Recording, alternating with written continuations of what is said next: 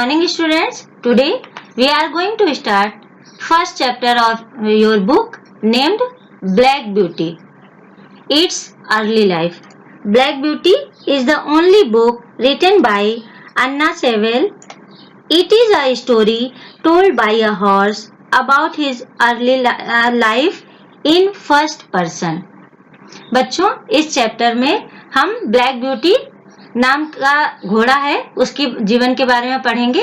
उसने अपने जीवन के प्रारंभिक अनुभव का वर्णन किया है।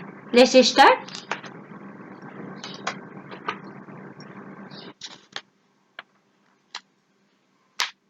The first place that I can well remember was a pleasant meadow with a pond of crystal clear water in it. सबसे पहला स्थान जो मेरे अनुभव में है वो एक चरागाह था जो कि एक तालाब के किनारे था जिसका पानी बहुत ही साफ सुथरा और चमकदार था। There was a field on one side and on the other side we looked upon a gate at our master's house. जहाँ पर उस मैदान के एक कोने में there was a field, एक मैदान था एक कोने में, and other side we looked upon a gate, और दूसरे किनारे पर हम अपने मास्टर के घर का गेट देख सकते थे। I lived here with my mother. मैं यहाँ अपनी माँ के साथ रहता था। In the daytime I ran by her side and at night I used to lie down beside her. दिन के समय हम साथ साथ दौड़ते थे और रात में मैं अपनी माँ के साथ बगल में लेट जाता था। When it was hot we would stand under the shade of the tree near the pond.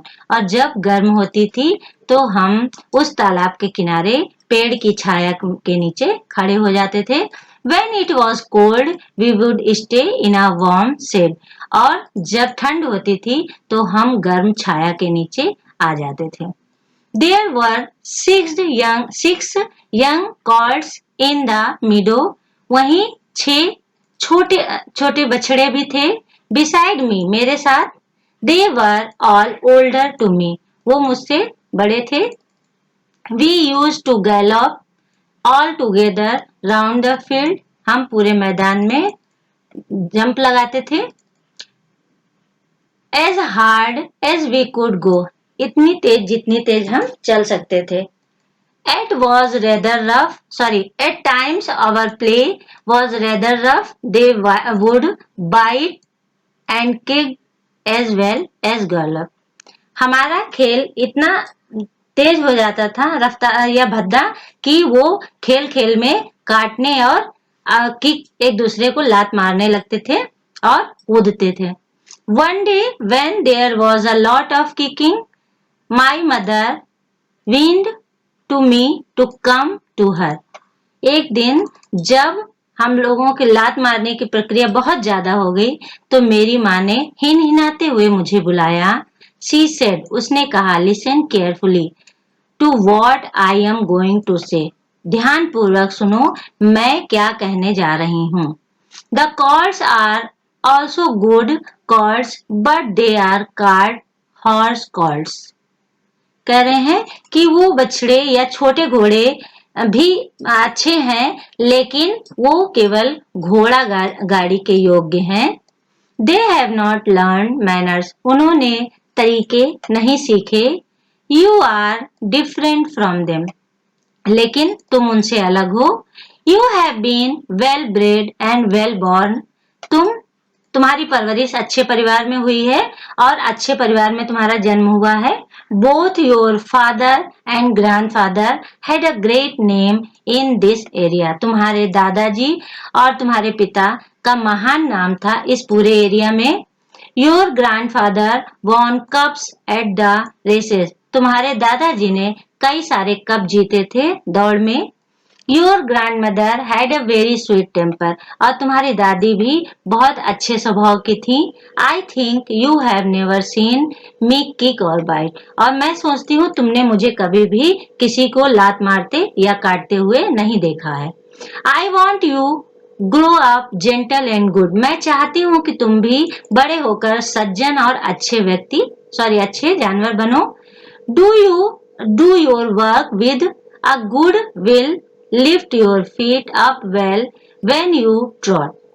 कह रहे हैं कि जब तुम काम करो वो भी बहुत ही सावधानी के साथ करो, और जब चलो तो अपने कदमों को बहुत ही सावधानी से ऊपर उठाकर रखो। You sorry do not kick और bite even in play.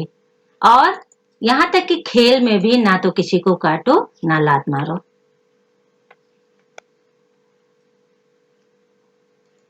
Till date I have not forgotten my mother's advice. उस दिन के से बाद से मैं अपनी माँ की सलाह को कभी नहीं भूला। I know she was a wise old horse. क्योंकि मैं जानता था वो बहुत ही बुद्धिमान बूढ़ी घोड़ी थी। है। Our master also loved her and called her pet. मेरे मालिक भी उसको बहुत पसंद करते थे, प्रेम करते थे, और वो उसकी पेट पालतू जानवर थी। Her actual name was Duchess. उसका वास्तविक नाम डचेस था। Our master was a good and kind man. हमारे मालिक बहुत ही अच्छे और दयालु व्यक्ति थे। He gave us food and lodging. वो हमें खाने को भोजन और रहने को निवास स्थान देते थे। He always spoke kindly to us. वो हमसे बहुत ही दयालुता भरे शब्द बोलते थे। He would pat and stroke my mother and से। वो मेरी माँ को की पीठ पर थपथपाते थे और प्यार से हाथ सहलाते थे और कहते थे, well old pet and how is your little डार्की। बूढ़े पालतू जानवर, और तुम्हारा छोटा डार्की कैसा है। I was dull black, so he called me डार्की। मैं ब्लैक कलर का था, इसलिए वो मुझे डार्की नाम से बुलाते थे। He would give me a piece of bread। वो हमें ब्रेड का टुकड़ा देते थे। And sometimes he brought a carrot for my mother। कभी कभी वो मेरी माँ के लिए गाजर भी लेकर आते थे। All the horses liked him, but I think we were his favorites। सभी घोड़े उन्हें पसंद करते थे, या उन्हें सब घोड़े पसंद थे, लेकिन मैं सोचता हूँ कि हम दोनों उनके ज्यादा पसंदीदा थे। Dick a plough boy would sometimes come into our field to pluck blackberries. Dick एक चरवाहा था जो अक्सर हमारे मैदान में आता था ब्लैकबेरीज को तोड़ने। From the hedge. हेज जो है बुशेस का एरिया होता है, उसको बोलते हैं झाड़ियों के बीच में। When he had finished eating, he threw stones and sticks at the cords to make them gallop। वो बेरीज खा लेता था तो पत्थर के टुकड़े और लकड़ी के टुकड़े तोड़ करके बछड़ों पर फेंकता था जिससे कि वो कूदें। We did not mind it। हम इसको ध्यान नहीं देते थे। For we would gallop off। हम कूदते रहते थे। At times a stone would hit and hurt us। कभी कभी एक पत्थर या टुकड़ा हमें चोट भी पहुंचा देता था। One day as usual he was at this game। वो रोज की तरह अपने इस गेम को खेल रहा था। He did not know। उसे नहीं पता था that the master was watching him from the next field। कि मालिक दूसरे मैदान से उसे देख रहा है। The master jumped over the hedge in a snap। हमारा मालिक चुपचाप उस झाड़ी के पास कूदा। Caught him by the arm। उसे हाथ से पकड़ा। And gave him such a box। मुट्ठी या घूंसे को कहते हैं। On the ear। उसके कान के पास एक घूंसा मारा। That made Dick cry with pain। जिसके कारण डिक चिल्लाने लगा दर्द के कारण। Bad boy, he said angrily। उन्होंने गुस्से से कहा, दुष्ट लड़के। Bad boy, to chase the colt। बछड़ों का पीछा करते हो या बछड़ों को परेशान करते हो। Here take your money and go home। अपना पैसा लो और अपने घर चले जाओ। I do not want see you on my farm again। मैं तुम्हें अपने फॉर्म में दोबारा देखना नहीं चाहता। So he never saw Dick anymore। उसके बाद डिक वहां दिखाई नहीं दिया। Old Daniel, the man who looked after the horses।